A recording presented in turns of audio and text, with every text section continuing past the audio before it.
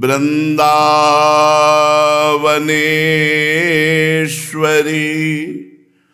तवैव पदारविंदम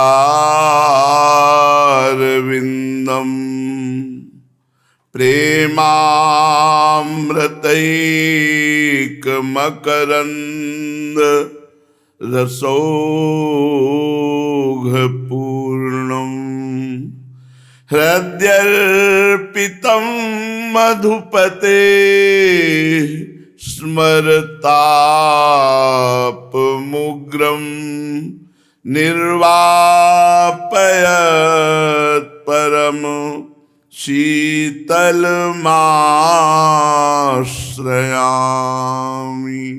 निर्वापयत् परम शीतल माश्रयामि।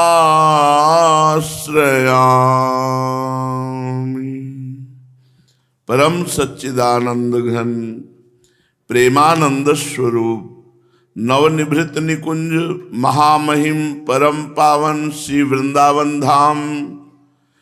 वृंदावन धाम के लाड़िले प्राणाराध्य प्राणप्रिय युगल सरकार श्री श्यामा श्यामजू, समस्त सहचरी वृंद, खग मृग पशु पंछी तरुलता श्री यमुना रस रानी रजरानी समस्त ब्रजवासी परिकर के चरणों में कोटिशः प्रणाम, कोटिशः नमन, कोटिशः नमस्कार। उपासक सदैव अपने उपास्य देव का चिंतन ही प्रधान जीवन में रखे। प्रधान साधना चिंतन, नाम चिंतन, मंत्र चिंतन, रूप चिंतन, धाम चिंतन, गुण चिंतन, लीला चिंतन। अनन्य चेता सततम यो माम स्मरति नित्यशः तस्याहम सुलभा पार्थ नित्य युक्तस्य योगिनः।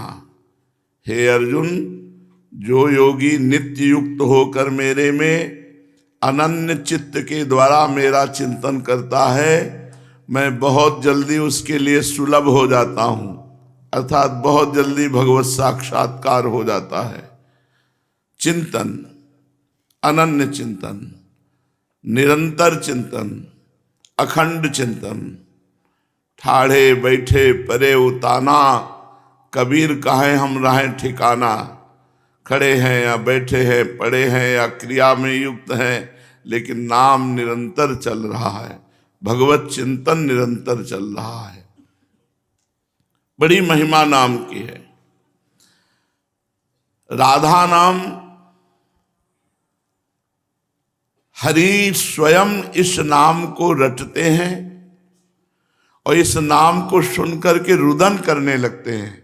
कैसा स्वाद राधा नाम का हरि को मिला है कि नाम रटते हुए रुदन करते हैं, सुप्रवाह करते। श्रीपाद प्रबोधानंद जी महाराज वर्णन करते हैं, कस्यापि गोप रमणीय रमणीय मूर्ते कादम्बिनी रुचि कदम्ब करम्बितस्य विद्युत पिशंग वसनस्य निशम्य राधा। जहां राधा नाम सुनते हैं लाल जो विकल हो जाते हैं। का नामादिमक्षरमपि क्षरदास्य मीक्षे। इन अक्षरों से क्या स्रवित होता है, क्या क्षरण होता है कि स्वयं हरि, जहां राधा नाम उच्चारण किया कोई किसी ने, तो उनके अश्रु निकलने लगते हैं। इतना आनंद प्राप्त होता है हरि को। कश्यापि गोप रमणीय रमणीय मूर्ते, परम रमणीय मूर्ति श्री लालजू महाराज और आसपास 9 ब्रज युवतियां, कादम्बिनी अर्थात ब्रज युवतियों का समूह कदम कुंज में, और बहुत रुचि बढ़ाने वाले स्वर से, जो विद्युत पिशंग वसनस्य निशम्य, जो बिजली की कांति जैसा पीतांबर धारण किए हुए ब्रज युवतियों के समूह के मध्य में विराजमान है और ब्रज युवतियां बड़ा रुचि पूर्वक नाम गायन कर रहे हैं, राधा राधा राधा राधा। तो श्रीपाद कह रहे हैं कि उन ब्रज युवतियों के मुख चंद्र की ओर टकटकी लगाकर अश्रु प्रवाह कर रहे हैं। पता नहीं राधा इन दो अक्षरों से क्या क्षरण होता है कि स्वयं श्री हरि प्रेमानंद में डूबकर अश्रु प्रवाह कर रहे हैं। नाम अहो भाग्य हैं जो इस राधा नाम को अपनी जिह्वा पे विराजमान कर लें। जपत हरि विवश तव नाम प्रतिपद विमल मनस तव ध्यान ते निमिष नहीं टरिबो। हर समय हरि निरंतर राधा राधा रटते हैं और किशोरी जी के रूप ध्यान से युक्त होकर नाम जप करते हैं, विवश होकर के, प्रेम विवश होकर राधा राधा राधा। चूकना मत, बहुत बढ़िया अवसर है। ये जो राधा नाम अमृत आपको सुनने को मिल रहा है, कहने को मिल रहा है, इसका मतलब है आपका आखिरी जन्म है। जिसको इस दुख प्रपंच से पूर्ण निवृत्त करके नवनिवृत्त निकुंज के प्रेम रस में डुबोने की वृत्ति प्रियालाल देती हैं, वो राधा नाम रटने लगता है। नहीं तो बड़ा संशय खड़ा हो जाता है कि ना आगमों में, ना निगमों में, ना पुराणों में राधा नाम तो है नहीं। और हमारे यहां स्वयं कहते हैं आगम निगम पुराण अगोचर। श्री किशोरी जी आगम निगम पुराण अगोचर राधे, चरण सरोज व्यास अवतंस। और आगम निगम पुराण अगोचर सहज माधुरी रूप निधिम, ये सहज इनका रूप, इनका नाम आगम निगम पुराण अगोचरों। इतनी साहस वृत्ति प्रेम में नहीं हो पाई श्री सुखदेव जी की कि खुलकर एक बार कह देते कि राधा किशोरी को गलबहियां दिए हुए महाराज अंतर ध्यान होकर के एकांत में अनया राधितो नूनम भगवान हरिश्वरा। ईश्वरों के भी ईश्वर भगवान श्री हरि, उनकी कोई आराधिका है जिसको वो लेके जा रहे हैं, इशारा पूरा कर रहे, पर एक बार बोलने का प्रेम विवस्था में साहस नहीं हुआ। राधा याते श्री सुख प्रगट कियो नहीं, जान सार को सार परम धन राधा नाम आधार। वेद मंत्र और यंत्र तंत्र में सबे तार को तार, याते श्री सुख प्रगट कियो नहीं, जान सार को सार परम धन राधा नाम आधार। राधा का नाम आदि अक्षर क्षरणादि, क्या इस नाम से प्राप्त होता है कि हरि रसना राधा राधा रट, अति अधीन आतुर यद्यपि पी कहियत है नागर नट, हरि रसना राधा राधा रट।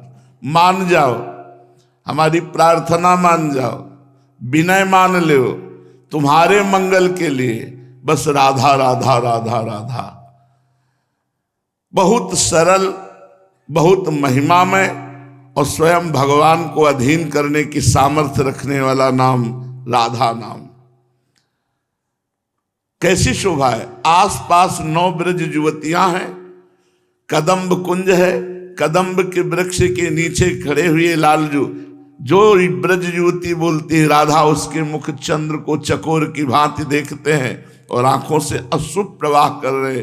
श्रीपाद कह रहे हैं कि का नामादिम अक्षरम अपि क्षरदास्यमीक्षे, इस नाम से क्या रस निकल रहा है कि स्वयं परब्रह्म परमात्मा भगवान श्री कृष्ण अपने आंखों से अश्रु बहा रहे राधा नाम श्रवण करके। और रूप, राधा रूप बोले परस्पर सुसम्मुखम मुखमुदार नर्मस्मितम, परस्परम वपुष्प सत्पुरुमिषेण पाणिद्वयम, परस्परम रसोल्लसत् पुलक गौर नीलाकृति, दधद वै महापरस्पर धृतात्म भावम भजे। ऐसे विराजमान है। परस्परम ससुमुखम, उनका मुख उनकी तरफ, लाडली जू का मुख लालजू की तरफ, लालजू का मुख लाडली जू की तरफ, और गर्महियां दिए हुए। अनसन पर भुज दिए बिलोकत इंदु बदन बिबियोर, करत पान रस मत परस्पर लोचन प्रसिद्ध चकोर। प्रेम, ऐसा प्रेम है परस्पर प्रिया प्रीतम का कि कहीं उदाहरण ही नहीं दिया जा सकता। ये तो रसिकाचार्य महापुरुष जन प्रकट होकर उस प्रेम का किंचित मात्र वर्णन करते हैं। जब लालजू महाराज लाडली जू के मुख चंद्र को देखते हैं तो शरीर में विराग्नि हो जाती है, और जब हृदय से हृदय लगा होता है तो नेत्रों में विराग्नि हो जाती है। बड़ा विचित्र प्रेम है। तो हमारे युगल सरकार परस्पर सुसम्मुखम मुखमुदार नर्मस्मितम, परस्पर एक दूसरे के नेत्रों में नेत्र मिलाए रूप रस का पान कर रहे हैं, तृपित हो रहे हैं, आनंदित हो रहे हैं, फिर भी प्यास बढ़ती जा रही। प्यारी जू को रूप मानो प्यास ही को रूप है। बड़ा आश्चर्य में है। करत पान और रसमत परस्पर लोचन त्रसित चकोर, आजति राजत दंपति भोर। प्रातःकालीन वेला है। युगल सरकार नवनिभृत निकुंज सैया भवन से पधारे हैं। बाहर आसन पर सिंहासन पर विराजमान है, गलबहियां दी हुई ससम्मुखम, एक दूसरे के नेत्रों में नेत्र मिलाए हुए रूप रस का पान कर रहे हैं। परस्पर मत हैं, पर दोनों के नेत्र प्यासे हैं रूप दर्शन के। लाडली जू चकोरी की भांति लालजू के मुख चंद्र को, और लालजू चकोर की भांति लाडली जू के मुख चंद्र को। और इतने में ही सखी ने नर्म परिहास किया तो दोनों युगल सरकार हंस देते हैं। परिहास, हास परिहास हमारी प्यारी जू को बहुत पसंद है। हास परिहास रसिका। तो दोनों मुख चंद्र में चकोर की भांति नेत्र लगाए। इतने में हित सजनी जू ने विनोद किया, नर्म परिहास। दोनों मुस्कुरा देते, हंस देते। वो शोभा जब एकदम दोनों हंस देते, प्रिया प्रीतम। परस्परम वपुष्प शतपुर निमेश पाणिद्वयम, परस्पर दोनों पुलकित हो करके एक दूसरे के श्रीअंग को अपने कर कमल से छू रहे हैं। मिथुन हास परिहास परायण, पीक कपोल कमल पर झोरी, गौर श्याम भुज कलह मनोहर। गौर श्याम भुज कलह मनोहर, परस्परम वपुष्पो सतपुरु मिशेण पाणिद्वयम। एक दूसरे के श्रीअंग को कर कमल से स्पर्श कर रहे हैं। परस्परम रसोल्लस पुलक गौर नीलाकृतौ, परस्पर स्पर्श से दोनों हमारे प्राण प्रीतम प्रिया प्रीतम पुलकित हो रहे हैं, रस निमग्न हो रहे हैं। गौर नीलाकृति श्यामंग वाले श्री लालजू, गौरंग वाली हमारी प्रियाजू पुलकित हो रही, रोमांचित हो रही। एक दूसरे के मुख चंद्र का दर्शन करके सखी के द्वारा किए हुए परिहास से अचानक एकदम हंस देना और एक दूसरे के श्रीअंगों का अपने कर कमल से स्पर्श करना, रस में डूब जाना, पुलकित हो जाना। दधद वै महा परस्पर धृतात्म भावम भजे। इस प्रकार अपने युगल सरकार का मैं महाभाव रस के द्वारा कब भजन करूंगा, कब युगल सरकार के इस शोभा का दर्शन करके अपने मन अपने चित्त को पूर्ण रूप से समर्पित करूंगा। कदापि चिद चिन्मया दुपरिचेत स्पृहारोहणे, रीतम मदन मोहने विदधताम तदेकांतिकीम न संतु जनतापने प्रतिवसंतु वृंदावने नमंतु ननु जंतु का निहि नमंतु रस्तु क्वचित।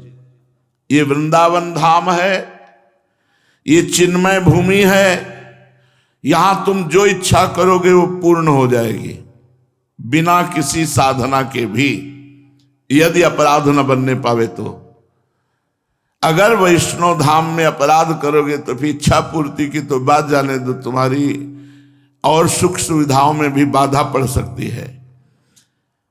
कदापि चिद चिन्मया दुपरिचेत स्पृहा रोहणे रीतम मदन मोहने विदधताम तदेकांतिकीम। जगत में इच्छा पूर्ति करने वाले कामधेनु कल्पतरु ये सब वृंदावन की समानता नहीं कर सकते। वृंदावन की लता सम कोटि कल्पतरु नाही, रज की तुल वैकुंठ नहीं और लोक की हिमाई।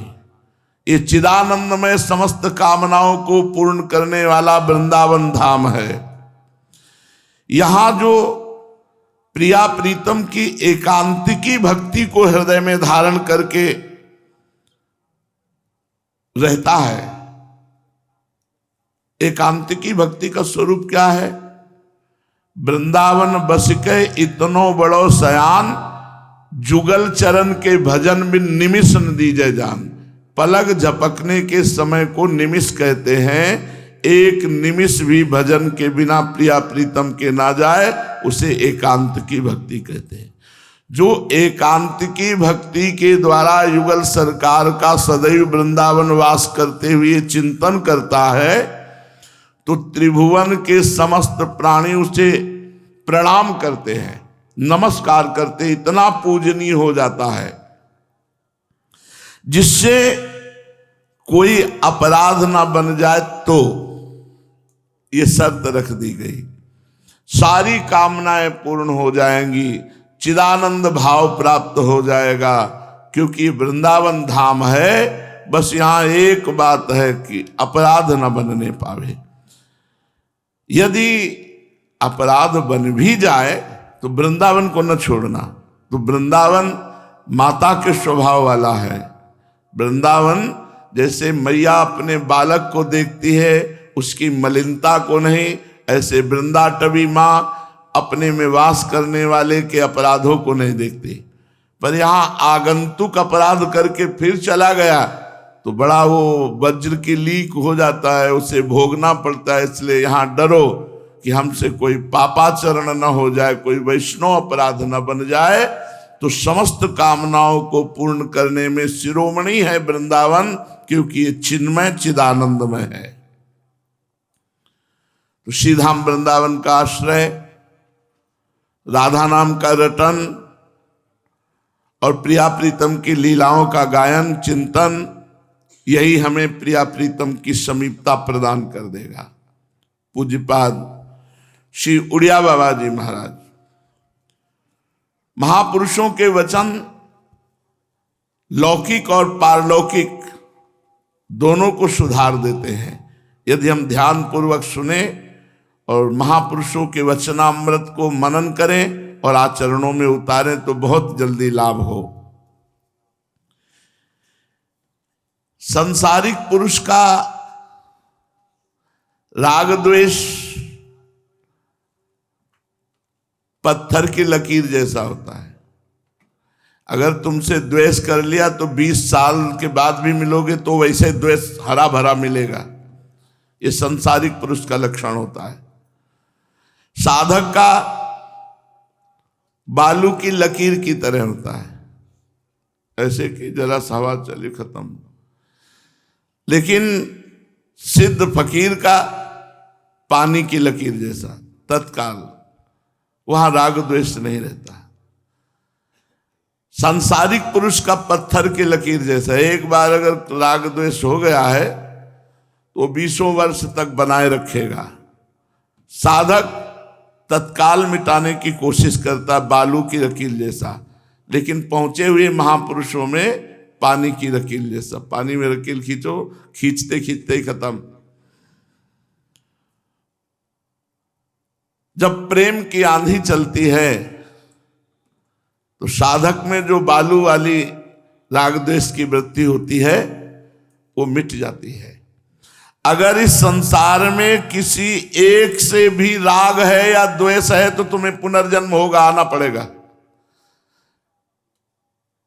पुनर्जन्म ना हो, भगवत प्राप्त हो जाए, इसके लिए अजात शत्रु ते सदा, हरिवंश नाम लीन जे अजात शत्रु ते सदा, प्रपंच दंभ आदिदय तहां कछु न पेखिए। अजात शत्रु जिसका दुश्मन पैदा ही नहीं हुआ, पूरे संसार में कोई दुश्मन नहीं है। एक भी जगह द्वेष रहेगा या राग रहेगा तो आपका जन्म होना निश्चित है। पूज्यपाद श्री राधा बाबा ने देखा कि मेरे हृदय में केवल अंग्रेजों के प्रति द्वेष है और किसी के प्रति नहीं, क्योंकि भारत में आकर बड़ा अत्याचार किए। उस समय बाबा भी जेल गए थे स्वतंत्रता संग्राम सेनानी के उस रूप में, तो देखा था कि अपने भारतीयों के साथ बहुत गलत व्यवहार करते थे। बूटों में कील गड़ाए हुए थे, छाती पे खड़े हो जाते, हड्डियां तोड़ देते, क्या क्या कष्ट देते। तो अंग्रेजों के प्रति बहुत बाबा का आंतरिक द्वेष था। तो उन्होंने सोचा कि जब द्वेष होगा तो फिर जन्म लेना पड़ेगा, इसलिए इस द्वेष को मिटाया जाए। तो जहाँ अंग्रेज जन आते जाते थे वहाँ बाबा बैठने लगे।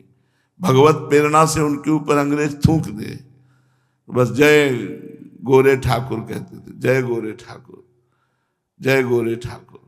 किंचन मात्र भी द्वेष नहीं रहने दिया। हमको भी मिटाना है। पूरी सृष्टि में किसी एक से ना राग हो ना द्वेष हो। अगर राग द्वेष या वासना रखोगे तो पुनर्जन्म से छुटकारा नहीं मिलेगा। इसलिए सब वासनाओं को धो बहा दो। एक रामघाट में बड़े अच्छे महात्मा रहते थे, गंगा के किनारे।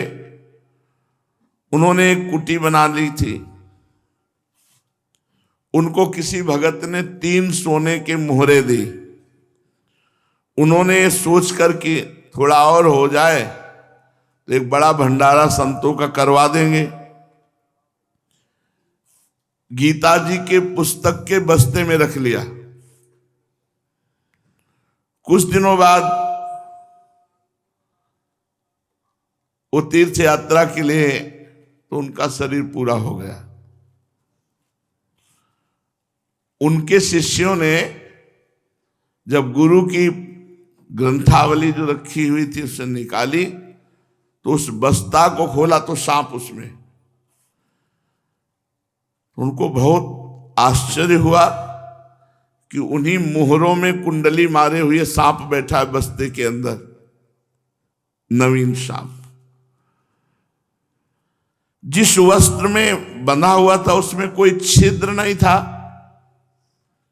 कहीं से प्रवेश होने की गुंजाइश नहीं थी, कई बार लपटा हुआ था।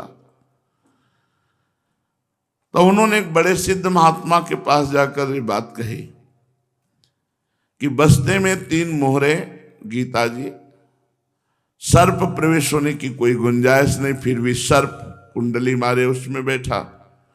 तो उन्होंने बताया तुम्हारे गुरु जी हैं। मरते समय गुरु जी की वृत्ति लग गई थी कि वो 3 मोहरें रखी हैं, हम बता नहीं पाए। शिष्यों से बता देते कि उन 3 मोहरों को बेच करके संत भंडारा कर डालो। 3 मोहरों ने इतने बड़े महात्मा को सर्प योनि में पहुंचा दिया। मरते समय उनकी मोहरों में वृत्ति चली गई, इसलिए उन्हें सर्प का रूप लेकर के आना पड़ा। शिष्यों ने सम्मान पूर्वक सर्प को जंगल में छोड़ दिया और उन मोहरों को बेच करके भंडारा किया। जे ही ऐसा किया ते ही गुरुदेव अपने स्वरूप को प्राप्त हो गए। इसलिए कोई भी वासना, कोई भी राग द्वेष अगर रखोगे तो पता नहीं किस रूप में आना पड़े। विश्वास करो भगवान पर। विश्वास से सब कुछ हो सकता है। बिना विश्वास के कुछ नहीं होता है। अगर हम सब मिलकर के प्रार्थना करें श्री भगवान की, तो विश्वास करो अवतार भगवान का हो जाए, हमारे हृदयों में अवतार हो जाए, हमारे हृदय में भगवान के प्रति दृढ़ विश्वास हो जाए। विश्वास पूर्वक अगर हम प्रार्थना करें तो तत्काल सुनी जाती है। जैसे धन और शरीर के घमंड होते हैं तो ये बड़े फंसाने वाले, पतन करने वाले होते हैं। लेकिन यदि हम अपने इष्ट का घमंड रख लें, हमारे माई श्यामाजू को राज राहु को काहू मनह दिए, मेरे प्राणनाथ श्री श्यामा शपथ करो तृण छिए, ये घमंड बहुत जरूरी है, ये बना रहना चाहिए। इसी से हमारा दृढ़ विश्वास होता है, इसी से हमें कृपा का अनुभव होता है। हर समय घमंड रहे इस बात का कि मैं प्रियाजू का हूं, मैं श्यामा श्याम का हूं।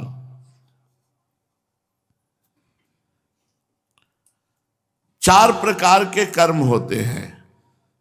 पहला, जिनमें यहां भी सुख और परलोक में भी सुख। जैसे आप किसी भूखे को भोजन पवा दिया, कुआं, धर्मशाला, बाग बगीचा आदि, औषधालय आदि, जिनमें फीस नहीं ली जाती और फ्री सेवा की जाती है, औषधि आदि की, ये सब ऐसे कर्म हैं जो यहां भी सुख देंगे और परलोक में भी सुख देंगे। प्याऊ खोलना, औषधालय खोलना, गौ सेवा, संत सेवा, भगवंत सेवा, ये पहला कर्म है जो यहां भी सुख देता है और परलोक में भी सुख देता है। दूसरा है जिसमें यहां भी दुख और परलोक में भी दुख, जैसे वैश्यागमन, शराब पीना, जुआ खेलना, मांस खाना, ये सब, ये लोक परलोक दोनों को नष्ट कर देते हैं। जो लोक में भी दुख और परलोक में भी दुख, ये पाप कर्म है, कभी नहीं, भूल के भी नहीं होना चाहिए।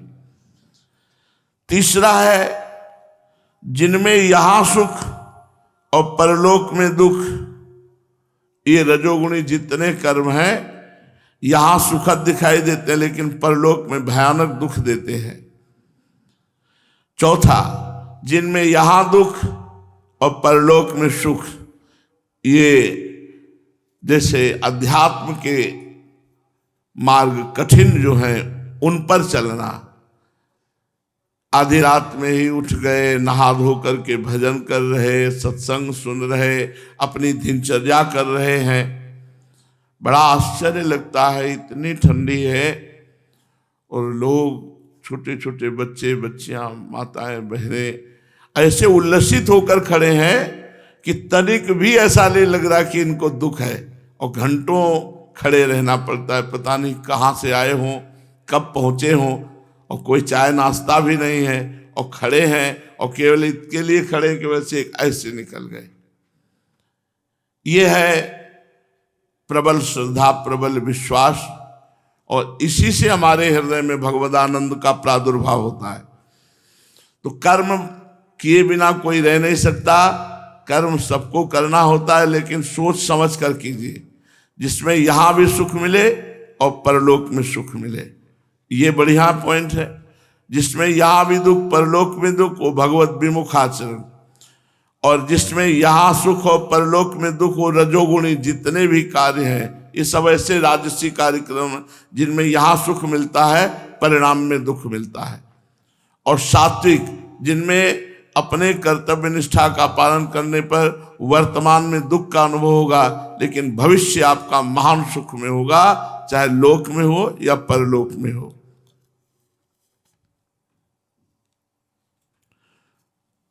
उपवास जरूर करना चाहिए, एक आध दिन का भोजन छोड़ना चाहिए, थोड़ा आंतों को विश्राम मिलना चाहिए। तो ना व्रत के रूप में रहे तो औषधि के रूप में रख लें।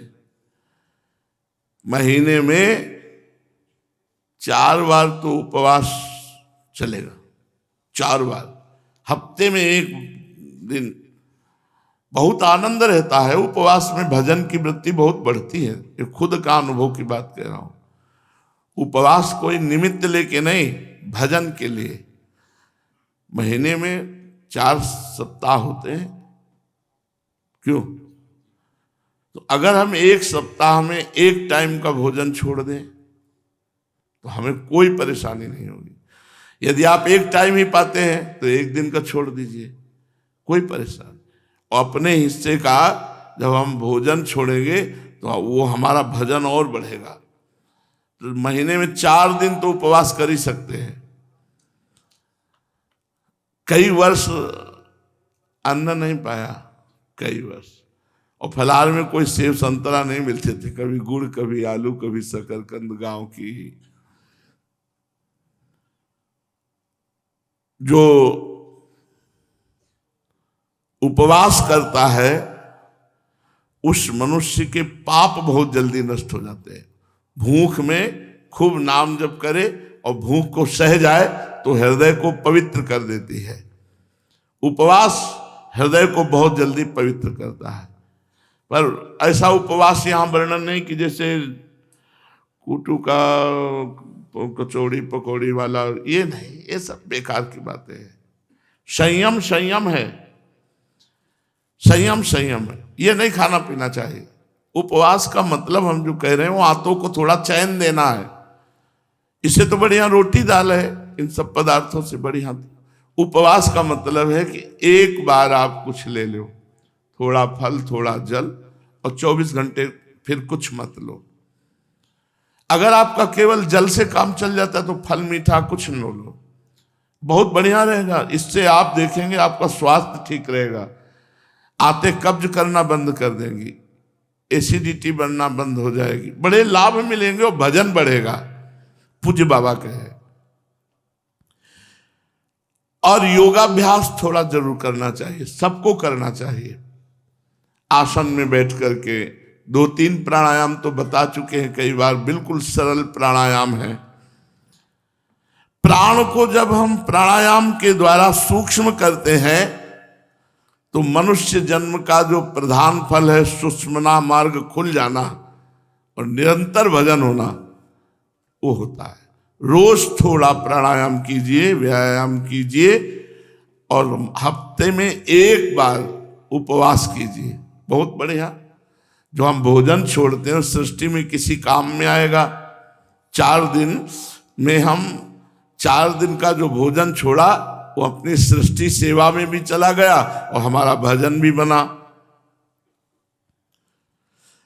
उपासक को समझना चाहिए कि शरीर और शरीर के साथ दी हुई प्राण शक्ति, बुद्धि शक्ति, ये सब भगवत प्रदत्त है, अर्थात भगवान ने दिया है तुम्हें।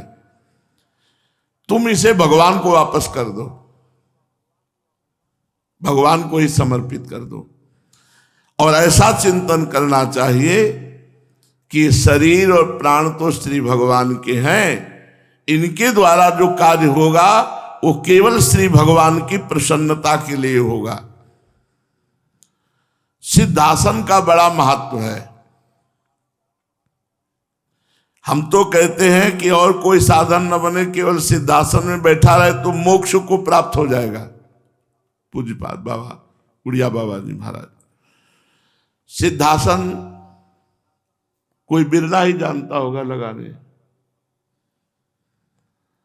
बाएं पैर की एड़ी गुदादार और मूत्रेंद्री के बीच में जो जगह है वहां होनी चाहिए, और दाहिने पैर की एड़ी मूत्रेंद्री के ऊपर होनी चाहिए, और दोनों पैर के पंजे दोनों गांठों के बीच में जो खाली जगह है उसमें होने चाहिए। बिल्कुल पैक बंद हो गया। सिद्धासन, अगर आपका शरीर स्वस्थ है तो 48 मिनट रोज सिद्धासन लगाए, फिर देखिए आपको कैसा लगता है। ऐसे भजन की वृत्ति चढ़ती है, नशा ऐसा चढ़ता है कि बात करते करते डूब गए, चलते चलते डूब गए। पूरी चेतना है पर वो चेतना सत्य में लीन हो रही है। बाहर के सब कार्यक्रम ऐसे चल रहे हैं, यंत्रवत चल रहे हैं। जरूर बैठना चाहिए। अगर आपका शरीर स्वस्थ है तो सिद्धासन में एक बार सिद्धासन सीख लो। कभी सिखा तो 2 मिनट में सकते हैं, केवल वाणी से सिखा सकते हैं आपको। आप वैसे बैठेंगे तो आपको बहुत सुख मिलेगा। सबको बैठना चाहिए। अगर आप गृहस्थी में भी हैं तो 20-25 मिनट तो बैठ ही सकते हैं। उससे हर नस नाड़ी, ये जैसे बोले दिल ब्लॉक हो रहा है, ये हो रहा है, ये सब कुछ नहीं होगा। इतनी गर्मी नस नाड़ियों में पैदा हो जाती है कि बिल्कुल सब खुला हो जाती है। जब सुषुम्ना मार्ग जो बंद है उसको खोल देती है, जब कुंडलनी को जागृत कर देता है सिद्धासन, तो और कौन सी बात रह जाएगी। बैठना चाहिए। अरे भगवदानंद के मार्ग में आए हो तो बैठना चाहिए। 3 घंटे लगातार ऐसे बैठकर 8-8 घंटे का अभ्यास इस पर। तो ऐसी सर्दी में गंगा किनारे उघार रहते थे और कोई असर नहीं होता था। ये ऐसे असर। अब देखो इसमें कैसे कितनी देर बैठा जा सकता है। हर साधक को अभ्यास करना। पद्मासन दूसरे नंबर में आता है, पहले नंबर में सिद्धासन आता है। अरे साधु महात्मा या गृहस्थ विरक्त जो भी परमार्थ के पथिक है, तभी उनमें दिव्य शक्ति आती है। बूढ़ी हड्डियों में थोड़ा मोड़ने में परेशानी पड़ेगी, नौजवान में तो ठीक है। बाबा कह रहे हैं सिद्धासन का बड़ा महत्व है। केवल सिद्धासन में बैठने वाला मोक्ष को प्राप्त हो जाता है। इसकी विधि है, पहले वही लिखा हुआ है, गुदा द्वार और नीचे के जो उनके बीच में बाईं एड़ी लगावे, फिर दाहिनी एड़ी मूत्रेंद्री के ऊपर स्थापित करे, नासाग्र दृष्टि थोड़ा नीचे। बहुत ये अमृतमय आसन है, अमृतमय आसन सच्ची कहते हैं। आप करके देखिए, पर पहले एक बार बहुत पीड़ा होगी। अगर उस पीड़ा को सह गए तो हर नस नाड़ी को खोल देगी सिद्धासन की शक्ति, और आपको भजन में स्वाभाविक मन लगने लगेगा। भजन के लिए खाली पेट चाहिए, थोड़ा बारा अन्न पाले, बस खाली पेट। ये भजन कमाओ, जाना है मरना है। पवित्र देह, पवित्र विचार, पवित्र भजन, जो इसी जन्म में काम बनाना है तो वायु रोग कभी नहीं हो सकता। अब नौजवान में बोले कमर दर्द कर रही, गांठ दर्द कर रही, तो समझ में नहीं आता है। गृहस्थ आदमी कहे कमर दर्द कर रही, गांठ दर्द कर रही, तो चलो भाई उनके नाना प्रकार की भोग विलासिता है, काम है। नवीन साधक ऐसा नहीं यार, कुछ दम होने चाहिए चेहरे में, कुछ चेहरे में दम होने चाहिए। दूर से देखने से लगे निर्मल, संत दर्शन करो, निर्मलता एकदम झलकनी चाहिए। और वो ऐसे झलकती, आप बैठो 1 महीना सिद्धासन में, फिर देखो आप एक नशा गूंजता है, नशा गूंजता है। अब कैसे अभ्यास करो। तभी हमने कहा कि कभी जीवन में 1 मिनट ऐसा आया जिसमें तुम जागते हुए भी शरीर की सुधि भूल गए। ये नाटक से नहीं कि सुधि भूलने का नाटक करें, ऐसे नहीं, वो स्वाभाविक होती है। हजारों के बीच में बैठे चलते चलते होती है, अचानक वो वृत्ति बार बार बहिर्मुख होना चाहते हैं। तभी कहते हैं कि भगवान की बड़ी विचित्र लीला है। कोई कोई अंतर्मुख होना चाहते हैं तो हो नहीं पाते, कोई कोई अंतर्मुख है वो बहिर्मुख होना चाहते हैं कि हम बाहर व्यवहार कर पावे। अभ्यास योग युक्तेन चेतसा नान्यगामिना। चलते हैं श्रीमद् भागवत महापुराण, जिसमें द्वारिका में सामवादी ये भगवान के पुत्र खेल रहे थे, तो प्यास लगी तो एक कुएं में गए, तो वहां देखा एक पर्वताकार गिरगिट पड़ा हुआ है।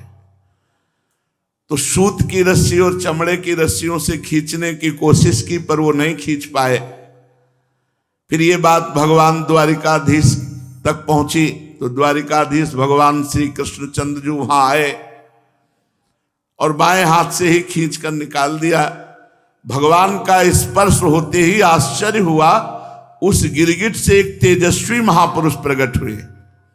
यद्यपि भगवान त्रिकालज्ञ हैं, सब कुछ जानते हैं, पर पूछा कि हे देव पुरुष, तुम कौन हो और तुमको ये गति कैसे प्राप्त हुई? तुम गिरगिट किस कारण से बने? आप अपना परिचय दीजिए। तो राजा नृग ने कहा, नृगो नाम नरेंद्रो मिच्छ्वाकुतनयः प्रभो दानिस्वाख्याय मानेषु यदि ते कर्णमस्पृशम। प्रभो, मैं चक्रवर्ती सम्राट महाराज इक्ष्वाकु का पुत्र राजा नृग हूं।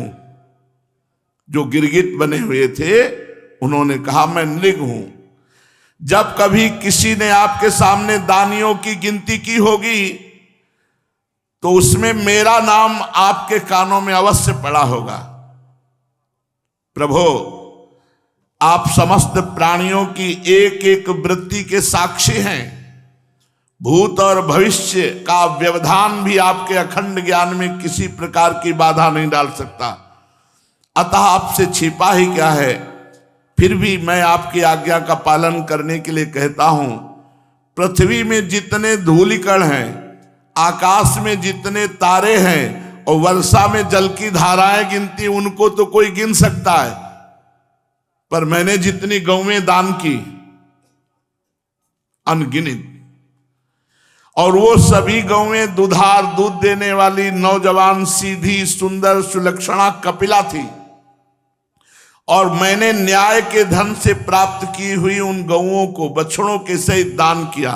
सींगों में सोना मढ़ा दिया, खुरों में चांदी, और उन्हें वस्त्र हार गहनों से सजा दिया। ऐसी गौएं मैंने दी। भगवान, युवावस्था से संपन्न श्रेष्ठ ब्राह्मण कुमारों को, जो सद्गुणी शील संपन्न, कष्ट में पड़े हुए कुटुंब वाले, दंभ रहित तपस्वी, वेद पाठी शिष्यों को विद्यादान कराने वाले और सच्चरित्र ऐसों को मैंने वस्त्राभूषण से अलंकृत गौओं का दान किया।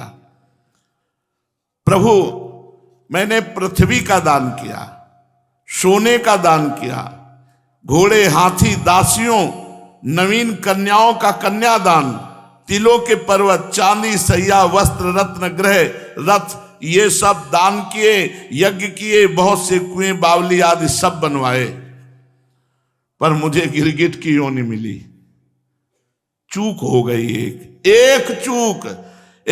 लाख चूक करो तुम्हारी दुर्गति नहीं होगी। राधा नाम जपो। श्री ध्रुवदास जी महाराज जीव दशा लीला में वर्णन करते हैं कि तुमने सब कुछ किया, लेकिन भगवान का नाम जप नहीं किया, भगवान का नाम उच्चारण नहीं किया। कोटि धर्म व्रत निगम रटी, विधि सो करे बनाई, एक नाम बिनु कृष्ण के सबे अविधि हुए जाई। कोई करोड़ों धर्म करे, व्रत करे, वेदों को रटे, बड़े विधान से धर्म कर्म सब करे, लेकिन भगवान का केवल नाम जप नहीं किया और सब किया। तो बोले सब अविधि हुए जाई। दान पुण्य नृग नृप बड़ कियो, 16 अंधकूप में दियो। बहुत दानी थे महाराज नृग। नाम जप नहीं किया तो एक अपराध सारे पुण्यों को ढक करके उनको गिरगिट बना दिया। और पापी एक अजामिल भयो, अधम बीज तिन तरु निर्मयो, सुतहित नाम नारायण लियो, सो पापी बैकुंठ ही गयो। ये तो महादानी, और एक अपराध भूल से बन गया तो गिरगिट बने, और महापापी भूल से बेटे के लिए उच्चारण किया नारायण नाम तो बैकुंठ पहुंच गया। इसलिए कोटि धर्म व्रत निगम रटी, विदिशो करे बनाई, एक नाम बिनु कृष्ण के, सबे अविधि हुए जाए। कोटि धर्म जो को करियावे, कृष्ण नाम बिनु गति नहीं पावे। चाहे करोड़ों तुम साधन कर लो, यदि नाम जप नहीं करते हो तो इस संसार समुद्र से पार नहीं हो सकते हो। नाम ही सो जिनी बांध्यो नातो, जग के सुख सो भयो हाथो। जिसने नाम से अपना संबंध जोड़ लिया, राधा राधा राधा राधा, तो जग के भोगों की जो कामना है, तृष्णा है, ये नष्ट हो जाएगी। ब्रह्मादिक के भोग सब विषम लागत ताई, नारायण ब्रज चंद की लगन लगी है जाए। अगर आपने हरि नाम नहीं लिया, कृष्ण नाम नहीं लिया, राधा नाम नहीं लिया और ये सब किया तो बेकार हो गया। क्या? हेम को सुमेर दान, अभी नृग जी वर्णन कर रहे, तो यहां ध्रुवदास जी महाराज कह रहे, हेम को सुमेर दान, कितना सोना दान करे, बोले सुमेरु जैसा, और रतन अनेक दान, अनेक प्रकार के रत्नों का दान, गजदान, हाथियों का दान, अन्नदान, भोजन आदि अन्न आदि, और भूमि दान करही। ध्यान से सुने, हेम को सुमेरु दान, रतन अनेक दान, गज दान, अन्नदान, भूमि दान करही, और मोती के तुला दान। एक तराजू में पलड़े में आप बैठ जाए और एक में मोतियां, और फिर उसको दान करें। और मकर प्रयाग नहान, माघ मकर गति जब रवि होई, तीर्थ पति है आव सब कोई।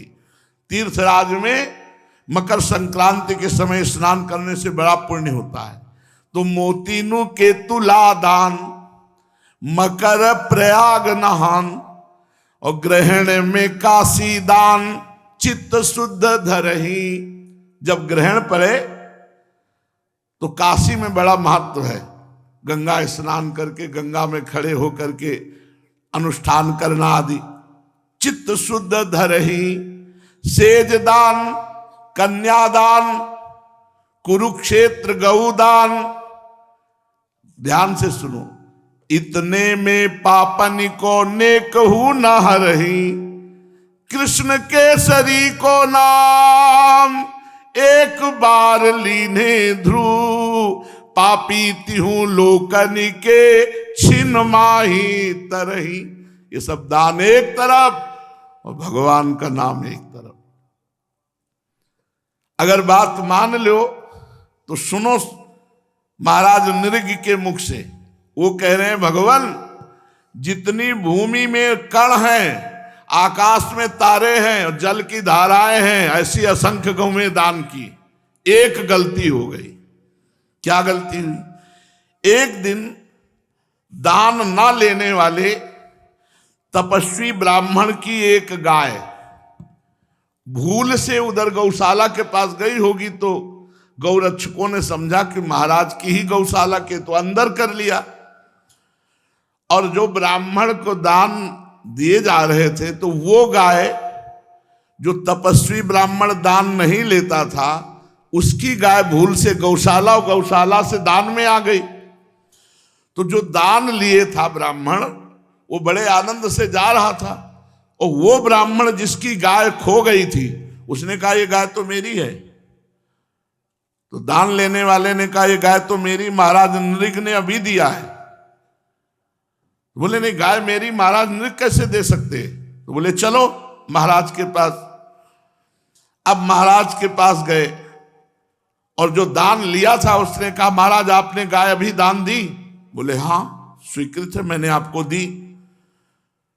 तो जिसकी गाय खो गई थी उसने कहा, आप दान कैसे दे सकते हैं? गाय मेरी है और मैं किसी से दान कभी लेता नहीं, तो आपने हमारी गाय दान कैसे कर दी? आपने हमारी गाय चुरा ली। ब्राह्मण की बात सुनकर मैं भ्रमित हो गया, मैं धर्म संकट में पड़ गया। तो जिसकी गाय थी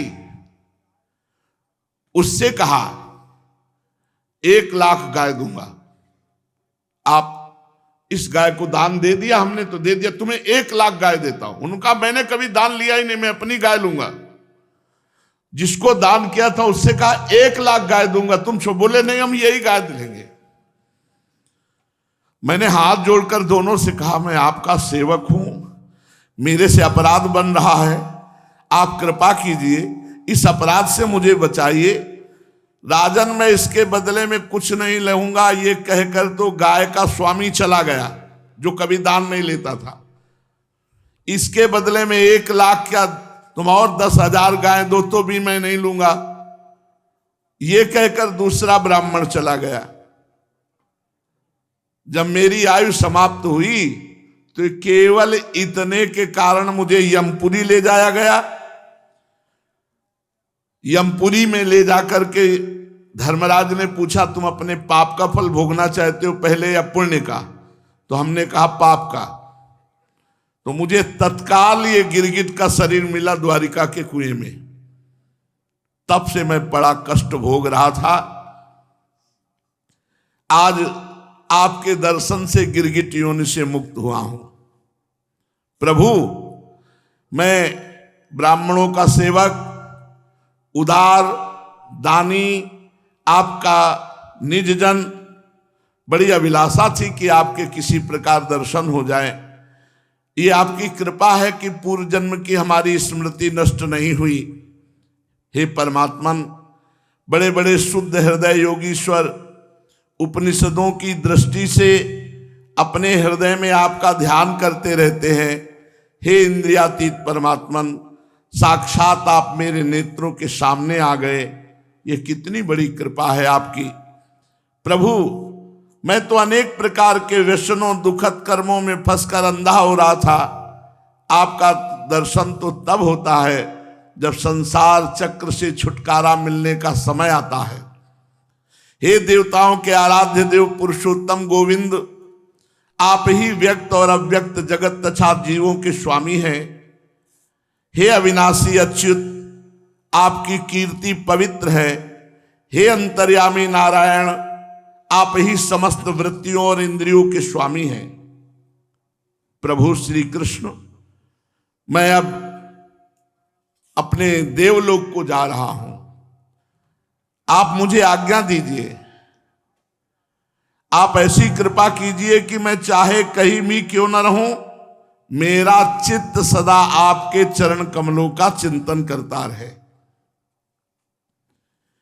प्रभु, आप समस्त कार्यों और कारणों के रूप में विद्यमान हैं।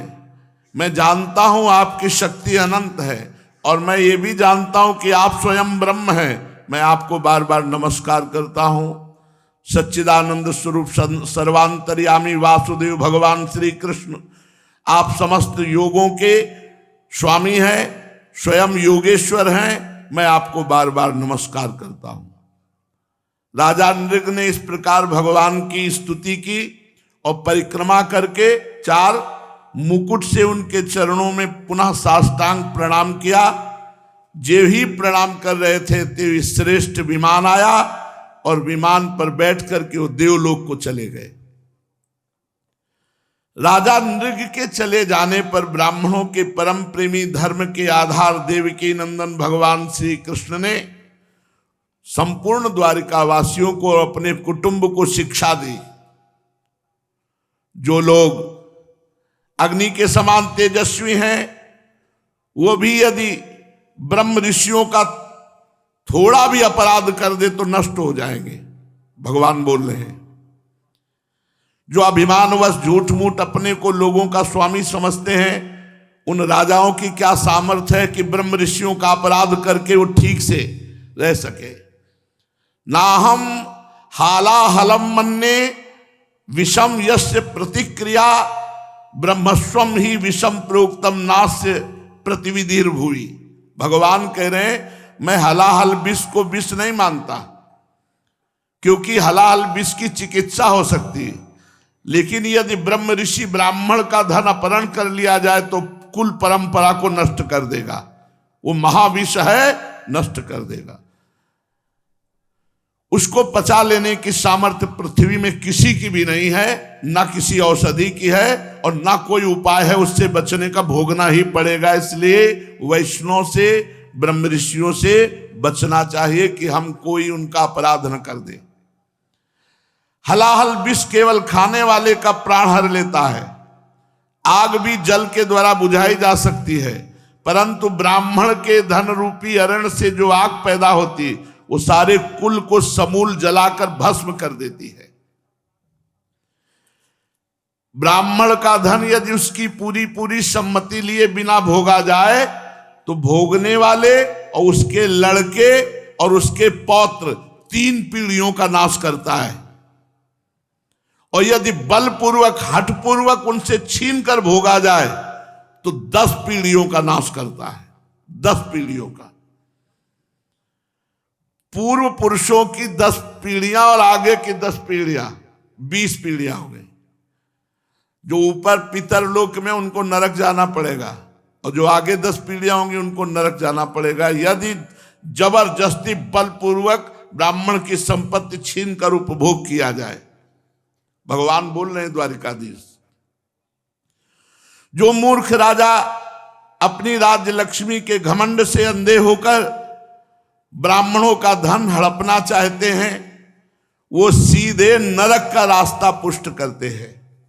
वे नहीं देखते कि ब्रह्म ऋषियों के, वैष्णवों के अपराध से उनको कितने बड़े गड्ढे में गिरना पड़ेगा।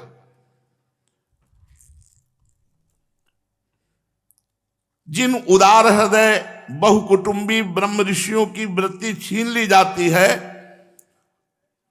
तो जब दुखी होकर कोई ब्राह्मण रोता है तो उसके आंसुओं से जितने धूलिकण भींजते हैं, उतने वर्षों तक ब्राह्मण के स्वत्व को छीनने वाला उच्छृंखल कुंभी पाक नरक में पकाया जाता है। बचना चाहिए। दुखिया को न सताइए, दुखिया देगा रोए, और जब दुखिया के मुखिया सुने तब तेरी गति का होए। किसी गरीब ब्राह्मण, ब्रह्म ऋषि, वैष्णव की आप बलपूर्वक संपत्ति छीन लिए और वो बेचारा एकांत में बैठ के रो रहा है, तो उसके आंसुओं से जितने धूलिकण भींगेंगे उतने वर्षों तक कुंभी पाक नरक में पकाया जाएगा। वो जो मनुष्य अपनी या दूसरी की दी हुई ब्राह्मणों की वृत्ति, जैसे आपने ही जमीन दे दिया ब्राह्मण को, 2 बीघा दिया हमने, और फिर छीन लिया, अपनी ही दी हुई या दूसरे के द्वारा दी हुई जीविका का साधन छीन लेते, तो 60,000 वर्ष तक विष्ठा के कीड़ा बनते हैं। भगवान बोल रहे, 60 वर्ष सहस्त्राणी विष्ठायाम जायते क्रमिहि। ब्राह्मण की संपत्ति में कभी हाथ नहीं लगाना चाहिए, क्योंकि वो संपत्ति ऐसी तुम्हारी कुल परंपरा का नाश कर देगी। भगवान कह रहे हैं। इसलिए मैं समस्त द्वारिकावासियों से और अपने परिवार से कहता हूं कि हमारे कोष में ब्राह्मणों का धन कभी भूल कर न लाया जाए, क्योंकि जो लोग ब्राह्मणों के धन की इच्छा करते हैं उनसे छीनने की बात तो अलग रही, वे अकाल मृत्यु को प्राप्त होते हैं, शत्रुओं से पराजित हो जाते हैं, संपत्ति से भ्रष्ट हो जाते हैं, और मृत्यु के बाद उनकी सर्प योनि होती है, सांप की योनि में उनको जन्म लेना पड़ता है। इसलिए मेरे परिवार के जनों, द्वारिकावासियों, यदि ब्राह्मण अपराध करे तो भी उससे द्वेष मत करो। वो यदि श्राप दे दे, गालियां दे दे, तो तुम भी नमस्कार करो, उनकी तरफ क्रोध दृष्टि से मत देखो। देखो, मैं भी तीनों समय ब्राह्मणों को नमस्कार करता हूं। स्वयं भगवान कह रहे, तीनों समय प्रातः मध्याह्न सायं ब्राह्मणों को नमस्कार करता हूं। परीक्षित, ब्राह्मण के धन का अपहरण हो जाए तो वो अपहृत धन उस अपहरण करने वाले को, अनजान में उसके द्वारा यह अपराध हुआ हो तो अधापतन डाल ही देता। जैसे महाराजा नृग इतने बड़े दानी, लेकिन ब्राह्मण का अपराध बन गया। ना दान लेने वाली गौ, जो ब्राह्मण दान नहीं लेता, उसकी गौ उन्होंने दान में दे दी। बस इतने अपराध अवश्य। राजा का क्या अपराध इसमें, लेकिन राजा को दंड मिला, गिरगिट बनना पड़ा। समस्त लोगों को पावन करने वाले भगवान द्वारिकाधीश समस्त द्वारिकावासियों को ऐसा उपदेश देकर अपने महल को चले गए। इसलिए बहुत ध्यान रखना चाहिए, किसी गरीब को, दुखी को सताना मत। नहीं, उसके आंसुओं में इतना दम है कि ब्रह्मास्त्र में भी दम नहीं है। ध्यान रखना, ब्रह्मास्त्र तो एक ही जन्म मारेगा, और उस गरीब की हाय तुम्हें जन्म जन्म ऐसी जगह जन्म लेना होगा जहां महान क्लेश भोगोगे। इसलिए बहुत सावधान, धर्म के द्वारा धन कमाओ और अपने परिवार का पोषण करो। निर्दोष को, गरीब है, कोई पावर नहीं है, आप निर्दोष को दंड दे रहे हैं और दोषी को मुक्त कर रहे हैं, पुरखा पानी पा जाएंगे। लिखा है 10 पीढ़ी आगे की 10 पीढ़ी पीछे की। ये पद प्रतिष्ठा तुम्हारे काम नहीं आएगी। ना ये पद तुम्हें पहले मिला था, ना बाद में मिलेगा, बीच में है। अगर इस पद का दुरुपयोग करते हो तो तुम्हारा पतन हो जाएगा। भगवान ने बताया, इतने बड़े महादानी नृग के द्वारा एक भूल से अपराध बनने पर उन्हें गिरगिट की योनि प्राप्त हुई। भगवान श्री द्वारिकाधीश जी अपने माता पिता देवकी वसुदेव जी को नित्य प्रणाम करना, उनकी सेवा में उपस्थित होना। एक दिन भगवान श्री कृष्ण ने बलराम जी से कहा कि तुम एक बार हमारे प्राणप्रिय ब्रज में तो हो आओ।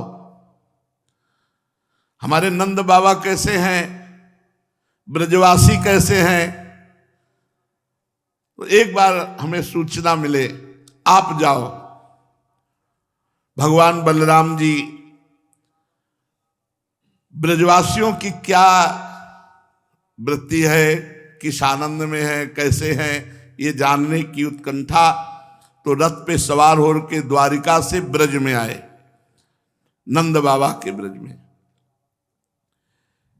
ब्रजवासी गोप और गोपियां बड़ी उत्कंठित थी।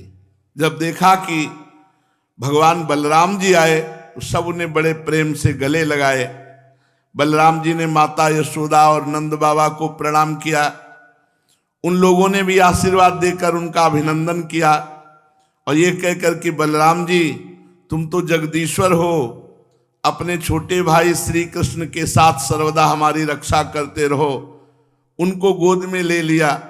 नंद बाबा जी बड़े वृद्ध जो ब्रजवासी थे बलराम जी को, और प्रेमाश्रुओं से उन्हें भिगो दिया। बड़े बड़े गोपों को बलराम जी ने और छोटे छोटे गोपों ने बलराम जी को नमस्कार किया। वे अपनी आयु, मेल जोल और संबंध के अनुसार सबसे मिले जुले। ग्वाल बालों के पास भगवान बलराम जी मिले। किसी ने बलराम जी को गले से लगाया, किसी ने हाथ मिलाया, किसी से मीठी मीठी बातें की, किसी को खूब हंस हंस कर गले लगाया। जब बलराम जी की थकावट दूर हो गई, वे आराम से बैठ गए, तब ग्वाल बाल उनके पास आए। इन ग्वालों ने कमल नयन भगवान श्री कृष्ण के लिए समस्त भोग, स्वर्ग और मोक्ष तक का त्याग कर दिया था। बलराम जी ने जब उनके और उनके घर वालों के संबंध में कुशल प्रश्न किया, तब उन्होंने प्रेम गदगद वाणी से उनसे प्रश्न किया कि बलराम जी, वसुदेव जी आदि हमारे सब भाई बंधु सकुशल है ना? आप लोग सकुशल है ना?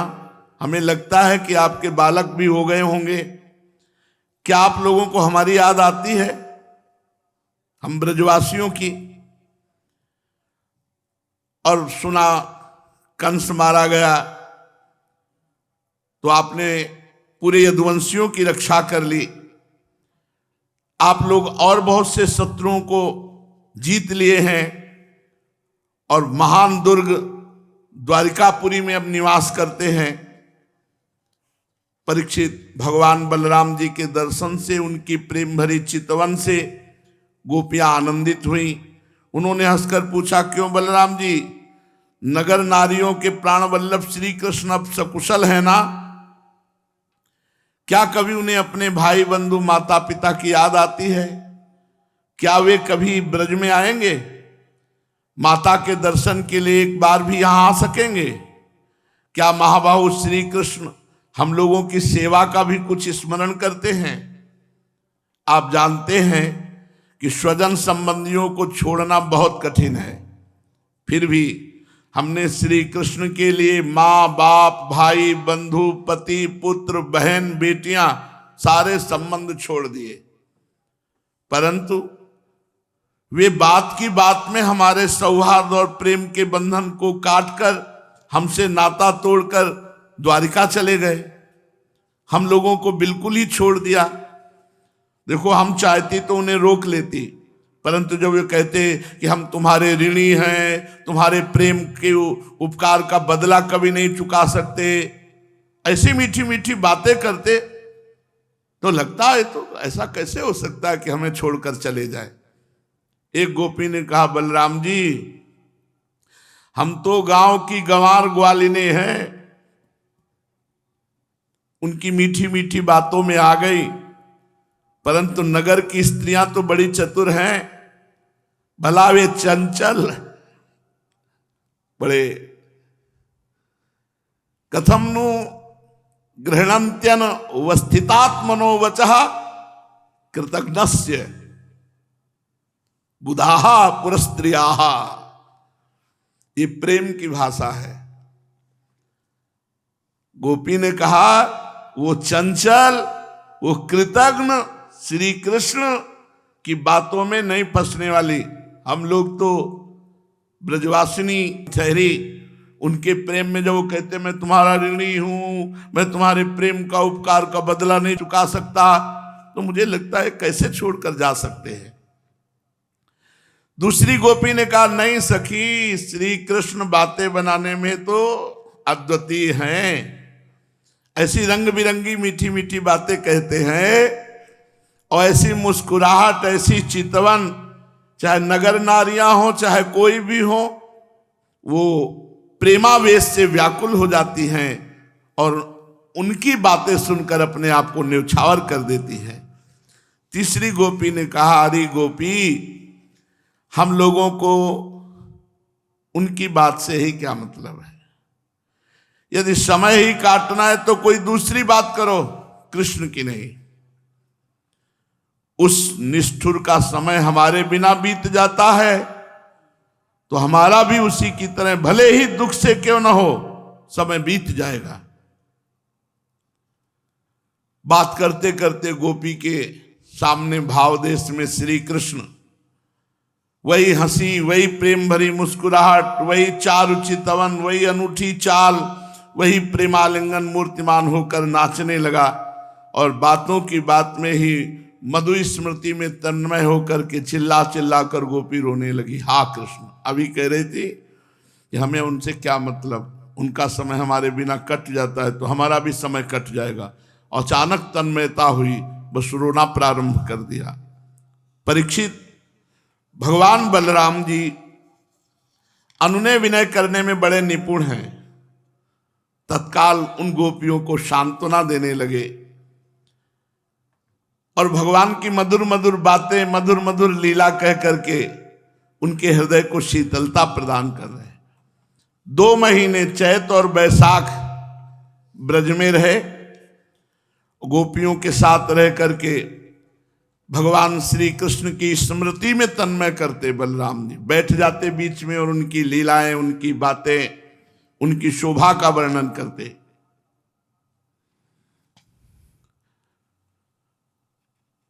गोपियां बलराम जी के चारों ओर उनके चरित्र का गान करती। बलराम जी प्रेम उन्मत्त होकर ब्रज की कुंज निकुंजों में विहरण करते, गले में पुष्पों का हार, वैजंती माला, आनंद से उन्मत्त, और एक कान में कुंडल झलक रहा है, मुखारविंद पर मुस्कुराहट की शोभा निराली, और वन विहरण करने से छोटी छोटी पसीने की बूंदें। सर्वशक्तिमान बलराम जी ने जल क्रीड़ा करने के लिए यमुना जी को पुकारा, परंतु यमुना जी ने ध्यान नहीं दिया। बलराम जी पुकारा कि इधर आ जाओ यमुना जी, अब धारा से इधर आओ, आओ हम स्नान करना चाहते हैं। जाके स्नान करना चाहिए, पर बलराम जी है। अब यमुना जी नजदीक नहीं आई। बलराम जी को बहुत गुस्सा आया, तुरंत हल्का स्मरण किया और यमुना जी में फंसाया और कहा हमारी आज्ञा का उल्लंघन किया, मेरा तिरस्कार किया, अब देखो मैं तुम्हें स्वेच्छाचार का फल चखाता हूं। बलराम जी ने जो ही ऐसा किया तो यमुना जी प्रकट हो गई, चरणों में गिर गई और कहने लगी, हे लोकाभिराम बलराम जी महाबाहो, मैं आपका पराक्रम भूल गई थी, इसलिए आपकी आज्ञा का पालन करने में विलंब हुआ। मैं आपकी शरण में हूं, आप मेरी भूल चूक को क्षमा कीजिए और मुझे छोड़ दीजिए। यमुना जी की प्रार्थना पर बलराम जी ने उन्हें क्षमा कर दिया। फिर यमुना जी नजदीक आ गई, बलराम जी वहीं स्नान करने लगे, गोपियों के साथ यथेष्ट जल विहार किया। और बलराम जी स्नान करने के बाद फिर अंगराग और नीले वसन धारण किए, नीलांबर धारण किए, मतवाले गजराज की तरह वृंदावन की कुंज वीथियों में विहरण किए। यमुना जी अब भी बलराम जी के खींचे हुए मार्ग से बहती हैं। ऐसा जान पड़ता है मानो अनंत शक्ति भगवान बलराम जी का यशोगान कर रही है। बलराम जी का चित्त ब्रजवासिनी गोपियों के माधुर्य से इस प्रकार मुग्ध हुआ कि उन्हें समय का कुछ ज्ञान ही नहीं रहा। बहुत सारे समय ब्रज में व्यतीत करके जब बलराम जी नंद बाबा के ब्रज में आए हुए थे तो पीछे करुष देश के अज्ञानी राजा ने भगवान के पास संदेश भिजवाया था। क्या था कि उसको काशी नरेश और राजाओं ने बताया कि तुम तो भगवान वासुदेव हो, तुम्हारा तो अवतार जगत उद्धार के लिए हुआ है। वो नकली वासुदेव द्वारिका में, तुम असली वासुदेव हो। और 2 काठ की और भुजाएं लगवा दी और सुदर्शन चक्र बनावटी, और उसे कहा भगवान वासुदेव हो, और वो मूर्ख अपने को मानने लगा। बहकावे में आके उसने एक दूत भेजा।